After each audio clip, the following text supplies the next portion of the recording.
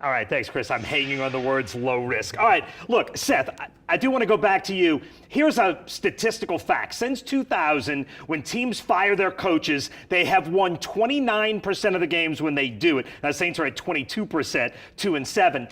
But after they fire their coaches, statistically, they get a little better. They win 38% of their games. They don't get great, but they do get a little bit better. Seth, do you think there's any meat on the bone for this team? Look, they're making this team feels like it's talented. We've heard that all year. Do you think this team can make any kind of a run in the second half?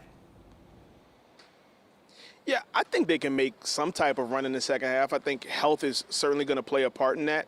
But I think that Darren Rizzi, and we'll talk about him more a little bit later, but I think his energy, sometimes just getting a different energy, a different voice, I think that can play a difference for the Saints. And I mean, yes, they won those first 2 games and they've lost 7 straight, but in those first 2 losses, it still looked like a good team that was missing by maybe 1 play or 2 plays. When you're talking about the loss to the Eagles, for example.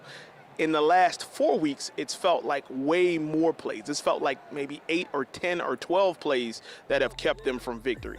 And so I think that this team can win some games.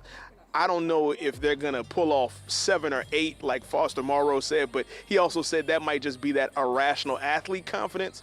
But winning a couple games, certainly possible. And if they could beat the Falcons, that's always a good thing for fans in New Orleans. Yeah, look, if that does kickstart this week, that's a good thing. Yeah. And look, Seth, while you were talking, and I know you couldn't see this, but while you were talking, we were seeing Darren Rizzi. And as you're talking about his energy, we could see that. Yeah. Look, Ross, let's just be honest. And in the next segment, I want to talk about some coaching possibilities that might be out there, because that's what today is.